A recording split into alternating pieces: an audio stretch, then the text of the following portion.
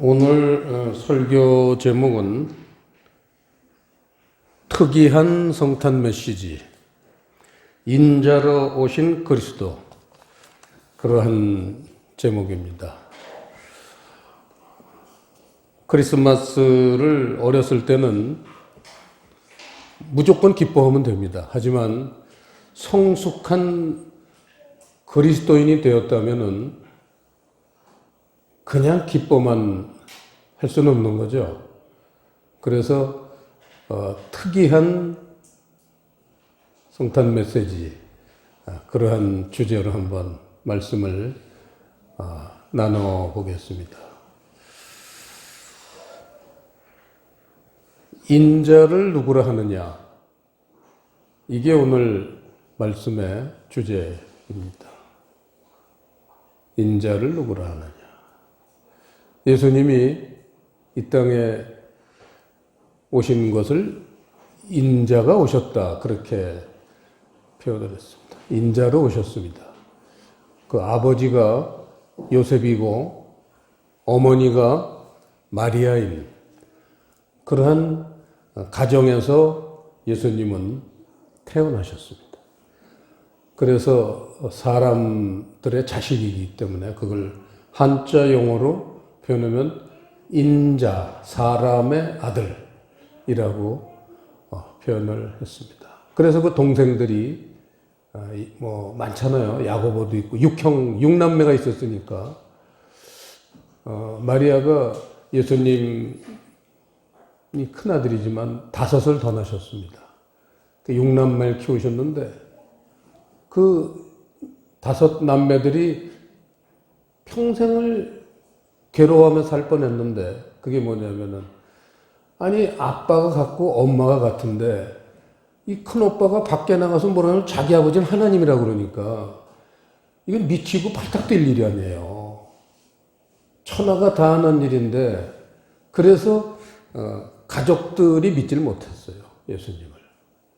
그랬다가 예수님이 그 말씀하시고 약속하신 것이 다 이루어지면서 죽었다가도 인류 최초로 부활을 하시는 그런 놀라운 일을 겪으면서야 그 가족들이 다 예수를 믿고 그 둘째 아들 야고보는 훌륭한 그러한 그리스도인이 되고 성직자가 되어서 예루살렘 총회의 총회장도 하셨고 성경에도 야고보서라고 해서 성경을 기록할 정도로 아주 신실한 하나님의 종이 되었습니다. 이 인자라는 것 때문에 우리는 깊이 생각할 것이 많습니다. 인자의 특징이 뭐냐? 인자 하면은 혹시 기억나는 문장 있어요? 인자는 뭐 어떻다? 혹시? 요한복음 3장 한번 보시죠. 신약 성경 145페이지 요한복음 3장 14절.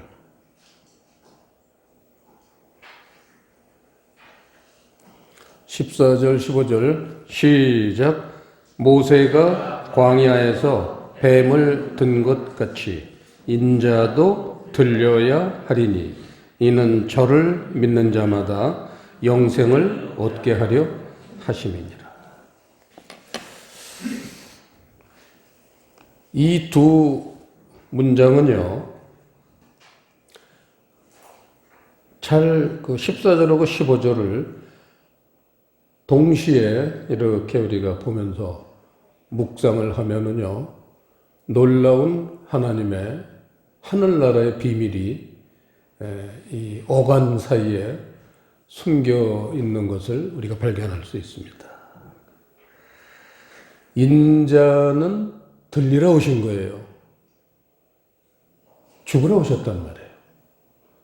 그러니까 어렸을 때는 무조건 기뻐하면 돼요, 예수님은. 오셨으니까. 근데 이제 그리스도인이 되었다면은 죽으러 오신 분 보고 박수치고 기쁘다 구주 오셨네. 그것만 한다면은 그거는 부족한 거죠. 물론 기뻐해야 되죠. 그 목적을 우리가 생각하면 정말 기뻐해야 되지만 그 목적을 이루는 과정을 생각한다면 덮어놓고 기뻐할 수는 없다고 합니다. 옛날 우리 부모님들이 참 가난했었습니다. 지금들은 뭐 가난하진 않잖아요. 이제 뭐 집에 끼니가 없어서 굶는 사람이 없으니까 가난하지 않지만 저희가 어렸을 때는 너무나 가난해서 학교 한 60명 정도, 예를 들어 초등학교 다닐 때 도시락을 싸우는 사람이 한 20명, 3분의 1밖에 안 되고 점심시간에 나가서 그냥 노는 거예요. 먹을 게 없으니까. 그렇게 가난한 시절에 우리 부모님들이 굉장히 희생을 하시면서 말로 할 수 없는, 도저히 말로 할 수 없는 그런 희생을 하시면서 자식들은 키우고 밥 먹을 때도 어머니는 식사를 안 하시고 애들 먹는 것만 보고 너희들 많이 먹어라. 엄마는 왜 안 먹어? 난 아까 먹었다 부엌에서 먹어라. 혹은 어머니는 양식이 모자라니까 앉아 두시는 거예요. 그리고 자식들이 먹는 걸 보고 신통이 오고 자기는 배를 골고 또 나가서 일을 하고 이렇게 사는데 자식들이 엄마 아빠들이 우리 밥을 늘 부족하지 않게 배부르게 공급하신다고 박수만 치고 기뻐만 하고 산다. 그건 어릴 땐 그래요. 하지만 예를 들어 걔네들이 중고등학생이 됐는데도 그걸 그냥 기뻐만 한다면 그건 걔네들 철이 없는 거잖아요. 우리 그리스도인이 예수님이 이 땅에 오신 걸 그저 기뻐만 하면 그건 철이 없는 거예요. 초신자예요. 이제는 우리가 진정한 그리스도인이 된다면 이 크리스마스의 의미, 특히 인자로 오신 예수님인데 그게 뭐냐? 그 인자로 왜 오셨느냐? 이런 하나님의 계획, 하늘나라의 비밀, 이거를 우리가 깊이 통찰을 해서 그런 걸 깨달을 때 그때서야 진정 메리 크리스마스가 되겠죠. 자, 인자가 뭐냐? 인자는 들려야 한다고 그랬어요. 그럼 들리는 게 뭐냐? 인자가 왜 들려야만 되느냐? 그런 꼭 프로그램 이해만 되느냐? 요한복음 12장 34절 여기에 해답이 있습니다. 다 찾으셨죠? 다 같이 시작. 이에 무리가 대답하되 우리는 율법에서 그리스도가 영원히 계신다 함을 들었거늘 너는 어찌하여 인자가 들려야 하리라 하느냐? 이 인자는 누구냐? 이게 들떨어진 믿는 자, 바리새인. 바리새인이라는 건 오늘날도 교회 안에서 좀 철없는, 성숙하지 못한 그리스도인을 하나님은 바리새인이라고 부르는 거예요. 그게 이제 소위 현대판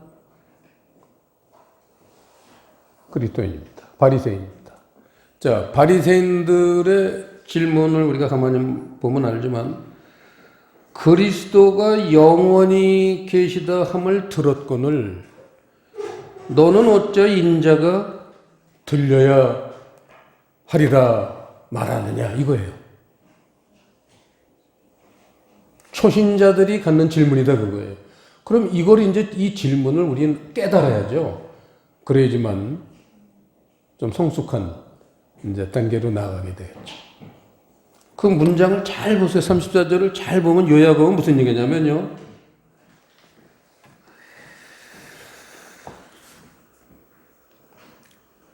그리스도가 영원히 계시려면 예수님이 그리스도로 영원히 계시려면 인자는 들려야 된다 그 얘기예요.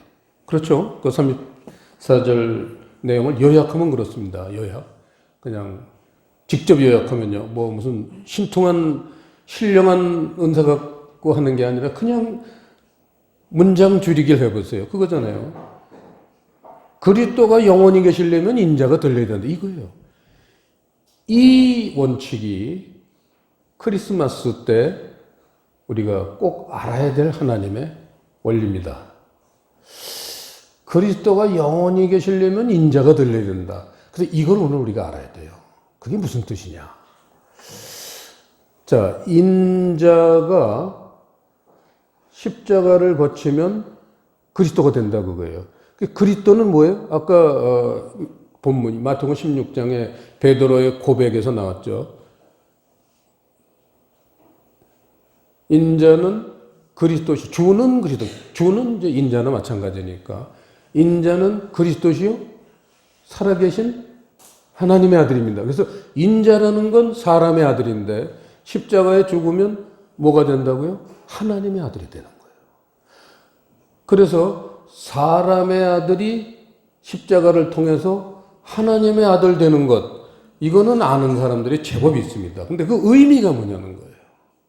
사람의 아들이 뭐냐? 하나님의 아들은 뭐냐? 이거를 알아야지만 하나님의 그 아들을 죽이시면서까지 사람들을 구하시는 그 심정을 우리가 이해하게 된다 그거예요.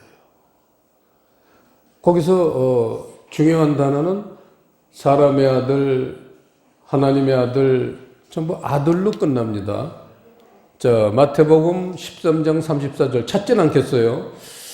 그 씨 뿌리는 비유를 예수님이 설명하실 때 거기 풀어주셨지만 아들은 뭐예요? 아들은 뭐예요? 왜 대답이 안 나? 그러면 찾아와야 돼. 마태복음 13장 씨 뿌리는 비유에 34절인가요? 36절인가? 38절. 38절. 마태복음 13장 38절. 시작. 밭은 세상이요 좋은 씨는 천국의 아들들이요 가라지는 악한 자의 아들들이요. 이 아들은, 아들이라는 거는 좋은 씨, 말씀이에요. 씨가 말씀이잖아요 지금.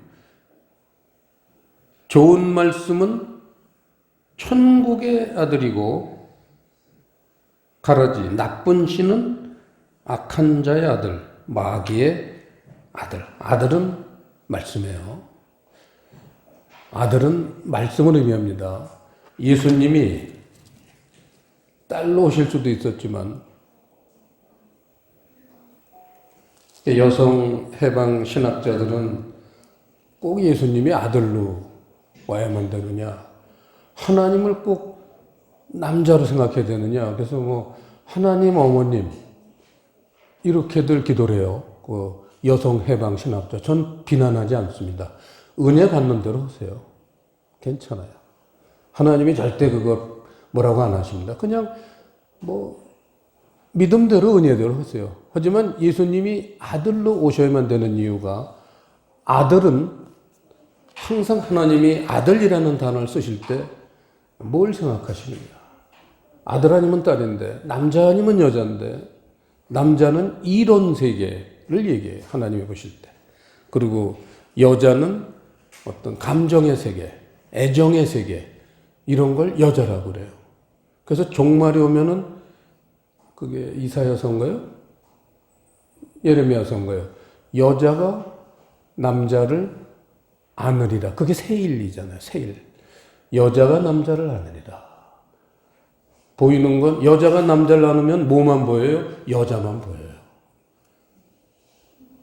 여자. 사랑만 보여요. 그 속에 있는 논리는 보이지 않는, 논리는 보이는 게 아니에요. 밖에 드러나는 건 사랑의 행위예요. 그걸 여자가 남자를 안으리라. 상당히 고차원적인 미적분쯤 되는 거예요, 그건요. 하나님 셈법에서는 미적분쯤 되는 거기 때문에 수학을 웬만큼 잘 풀기 전엔 그걸 봐도 모르기. 무슨 얘기야? 애정 얘기야. 뭐야? 여자가 남자를 안으리라. 한번 뽀뽀하는 거야 뭐야 이렇게 이제 하고 마는데 그런 게 이제 하나님의 굉장히 깊으신 하나님 나라의 철학입니다. 그러면 사람의 아들이라는 건 사람의 말씀이에요. 아들은 말씀이에요. 사람의 말씀이 죽어야 하나님의 말씀이 드디어 이제 나온다. 그 얘기예요. 그것 때문에 예수님이 십자가에서 죽으셨어요. 그거를 어제인가요? 화요일 날 어제죠. CBMC 아침에 제가 가서 같이 포럼 할 때도 잠깐 타치를 했지만 그 부분을 한마디로 찍어주는 말씀이 있어요. 그게 오늘 잊지 않아야 될 말씀입니다. 갈라디아서 3장 13절 한번 찾겠습니다. 자, 인자가 들리면 그리스도로 오셔요. 그 속뜻이 뭐냐를 여기서 얘기하고 있습니다. 갈라디아 3장 13절 다 같이 시작.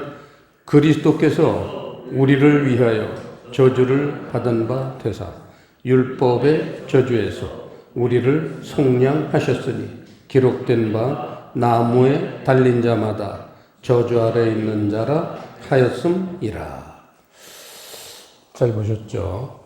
예수님이 십자가를 통과해야지만 반드시 그리스도가 되신다고 그래서 그 속뜻이 뭐냐를 여기서 왜 하나님 자신이시면서 하나님의 아들이신 분이 꼭 죽으셔야만 했는가? 뭐를 죽여야 되는가? 그거예요. 뭐를 죽이는 건가? 십자가는 무엇을 죽이는 건가? 그냥 예수님의 육체가 죽으셨다고 하는 건 초신자고 이제는 교회를 좀 다녔으면 그런 영적인 의미를 알아야죠. 예수님이 왜 십자가에서 죽으셨을까? 그게 육체를 비단 죽이는 그건 아니지 않겠는가? 좀 더 깊은 뜻이 있으시지 않겠는가를 갈라디아서 3장 13절에서 정확하게 표현했습니다. 나무에 달린 자라는 건 십자가 얘기잖아요. 예수님이 십자가에 달리신 이유가 율법의 저주에서 우리를 속량하셨다는 겁니다. 바로 이거예요. 율법이 뭐예요? 사람의 아까 말씀이라고 그랬잖아요. 그 율법이에요. 사람의 말씀, 사람의 계명, 문자적인 말씀. 사람들이 이 저주에서 묶여 있기 때문에 더 이상 하나님 나라의 진행을 하질 못하고 모든 교회들이 이 율법의 저주에 천하의 교회들이 묶여 있습니다. 이거를 해결하러 오실 분이 인자밖에 없어요. 그 인자를 십자가에 못을 박아야지만 그리스도의 말씀, 진리의 말씀이 나오는 겁니다. 그 방법 말고는 다른 방법을 하나님이 준비하신 게 없으세요.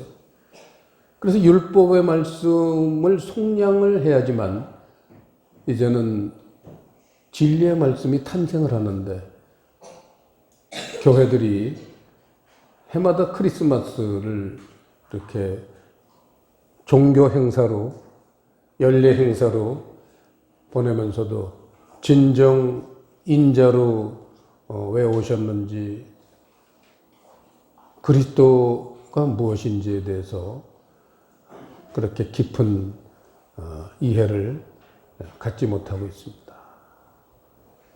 사도행전 그게 18장 찾진 않을 거예요. 18장에 보면 거기 그 아볼로로 하는 당시에 잘 나가는 유명한 목사님이 설교를 다니시면서 하셨는데 한번 보죠. 보시죠. 사도행전 18장 24절. 신약성경 219페이지 24절에 보시면요. 알렉산드리아에서 난 아볼로라 하는 유대인이 에베소에 이르니 이 사람은 학문이 많고 성경에 능한 자라. 그가 일찍 주의 도를 배워 열심으로 예수에 관한 것을 자세히 말하며 가르치나 요한의 세례만 알따름이라. 그가 회당에서 담대히 말하기를 시작하거늘 브리스길라와 아굴라가 듣고 데려다가 하나님의 도를 더 자세히 풀어 이르더라. 아볼로가 아가야로 건너가고자 하니 형제들이 저를 장려하며 제자들에게 편지하여 영접하라 하였더니 저가 감에 은혜로 말미암아 믿은 자들에게 많은 유익을 주니 이는 28절 시작. 이는 성경으로서 예수는 그리스도라고 증거하여 공중 앞에서 유력하게 유대인의 말을 이김일러라.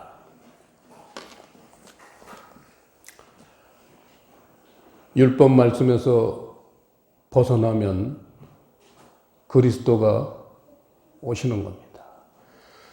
자, 여기를 책갈피를 좀 해놓고요. 본문으로 다시 돌아가셔서 이제 진리의 말씀을 그리스도라고 부르는 거예요.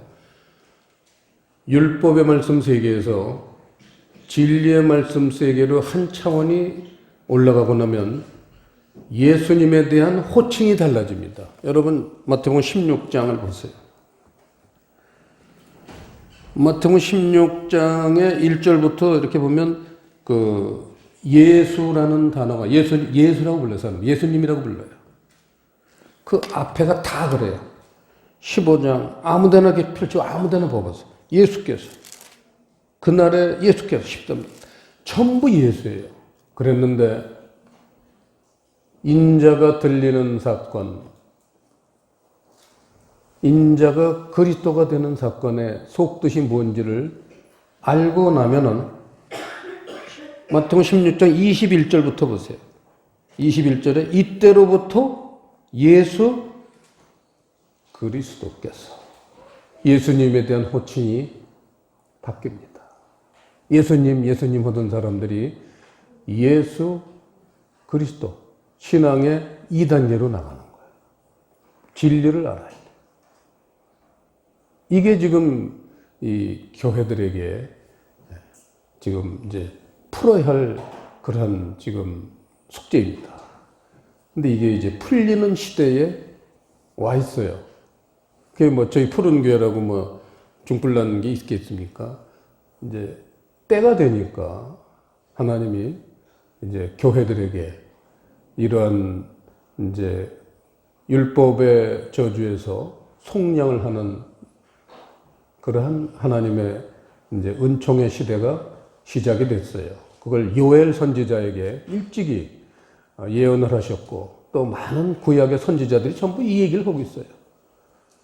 오늘 우리 이준호 집사님이 대표 기도할 때도 사용하신 단어지만 진리와 사랑. 이게 없으면 나라가 망하고 구원도 얻지 못한다. 이게 주제예요, 성경에. 구약 성경의 주제예요. 그게 뭐 여러 단어로 표현되지만 속뜻은 같아요. 뭐 무슨 공의, 무슨 정의, 뭐 공법, 뭐 공법이 물같이 정의가 하수같이. 아모스는 이제 그렇게 썼지만 그 원어를 보면 똑같은 단어를 갖고 그렇게 이제 우리나라 번역자들이 번역을 달려온 거지.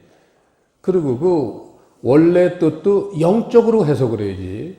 그게 이제 미시파트하고 제다카인데 그게 그냥 그 뭡니까 그 신학자들이 그 번역해 놓은 것만 갖고 사람들이 뭐다 이렇게 말해봐야 그건 깊은 세계를 들어갈 수가 없는 거예요. 그거는 기도하면서 주님이 그 비밀을 가르쳐 주실 때만 하는 겁니다. 그게 선지자가 필요한 거고 그렇잖아요. 그게 진리와 사랑이에요. 우리 신약 용어로 하면 진리와 사랑입니다.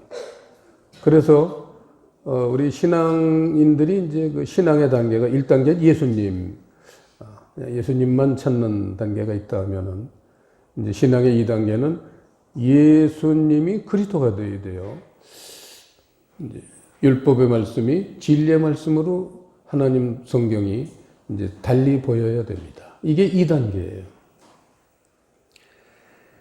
그리고는 3단계도 더 있습니다. 우리 가야 할 길이 또 있어요. 3단계는 1단계가 예수, 2단계가 예수 그리스도, 3단계는 뭘까요? 그걸 뒤집어 놓으면 돼요. 그리스도 예수. 의미가 크게 다릅니다. 다. 그리스도 예수라는 건, 예수 그리스도라는 거는 그냥 우리가 그 말씀을 깊이 깨닫는 걸 예수 그리스도, 진리를 깨닫는 거. 그게 하나님 나라의 목표냐, 종착역이냐? 그렇진 않습니다. 진리를 깨달았으면 목적이 있어야 돼요. 그게 뭐예요? 그게 그리스도 예수예요. 예수라는 건 진리를 통해서 사랑의 삶을 사는 것. 이게 예수예요. 몸이잖아요. 우리의 영이 하나님하고 깊은 세계의 원리들을 우리가 터득하고 깨달았으면 이제는 그거를 우리 몸을 결단을 내서 내 자신만을 위해서 살던 그러한 인생의 목표가 바뀌어서 이제는 내 이웃들을 위해서 내 온 몸을 불태우리라. 그걸 예수라고 하는 거예요. 그래서 예수님의 제일 마지막 모습은 예수로 끝나야 돼요. 그래서 계시록도 22장 맨 뒤에 보면 아멘 주 예수여 오시옵소서. 사랑의 주님이 오셔야 돼요. 지난주 설교처럼 감람산에 그 발을 디디실 것이요. 스갈에서 14장에서 말씀하신 그게 사랑의 주님으로 오시는 거예요. 그래서 누구를 찾으러 오실까요? 사랑의 마음이 있는 그 제자들을 택하러 오시는 거예요. 그게 종말이에요. 근데 교회에서 사랑은 논하지도 않고 믿음만 있으면 천국 간다고 가르치기 때문에 사랑이라는 그러한 하나님의 가장 깊은 세계에 대해서는 사람들이 타치를 잘 못하고 있습니다. 안타까운 겁니다. 이 예수님의 세계에서 그리스도 세계로 넘어가야지만 우선 그게 복이 임해요. 사랑까지 하면 더 큰 복이 임합니다. 시편 133편에서도 형제가 연합하여 동거함이 어찌 그리 좋은고 하면서 거기 형제가 뭐예요? 이슬과 그 아론의 그 수염에서 떨어지는 그 기름하고 이슬하고 기름이 형제예요. 이제 이슬하고 기름은 성령이에요. 사랑입니다. 이슬은 신명기 32장 2절 말씀에 있잖아요. 이슬은 하나님 말씀의 교훈이에요. 진리예요. 진리와 사랑이 있으면 그 시편 133편이 뭐로 끝나요? 곧 봐야겠네. 시편 133편. 정말 짧지만 성경 전체를 요약한 책입니다. 이런 게 죽이는 거죠, 우리를. 짧게 요약했는데 눈물 나게 만드는 거. 그게 정말 하나님의 작품이죠. 901페이지. 이거를 읽고 크리스마스 설교를 마치겠습니다. 901페이지 133편. 다윗의 시, 곧 성전에 올라가는 노래라고 제목이 붙은 3절 짧습니다. 133편 1절에서 3절까지 있습니다. 3절까지. 다 같이 시작. 형제가 연합하여 동거함이 어찌 그리 선하고 아름다운고 머리에 있는 보배로운 기름이 수염 곧 아론의 수염에 흘러서 그 옷깃까지 내림 같고 헐몬의 이슬이 시온의 산들의 내림 같도다. 거기서 여호와께서 복을 명하셨나니 곧 영생이로다. 진리와 사랑이 있는 곳에는 하나님이 복을 명하신다는 거예요. 축복을 명하시는 거예요. 그래서 영생도 임한다는 거예요. 얼마나 멋있습니까? 이게 하나님 나라의 결론이에요. 우리가 신앙생활하는 목표가 그거예요. 하나님에게 축복을 받는 거예요. 어디에? 진리와 사랑이 있는 곳에 결정적인 축복을 하시는 거예요. 물론 신앙생활의 여러 단계에도 다 나름대로의 꼭 크기 나름대로 다 하나님이 복은 주시고 은혜는 주시지만 결정적인 축복은 진리와 사랑을 받아들이고 그거를 몸으로 소화하는 그러한 사람들에게는 하나님이 더 이상 준비하실 수가 없는 마지막 축복, 그걸 주신다는 거예요. 그걸 우리는 이제 종말 때 그걸 받아서 하나님을 위해서 또 이웃을 위해서 우리가 사용할 때 그때 하나님은 가장 기뻐하시고 하나님 입에서 정말 메리 크리스마스 그 축복의 말씀이 이제 임하시겠죠. 기도하시겠습니다. 아버지 하나님, 오늘 2019년도 성탄절에 주신 이 말씀이 우리에게 생명의 양식이 될 수 있도록 성령님께서 인도하여 주시옵소서. 예수님 이름으로 기도드리옵나이다.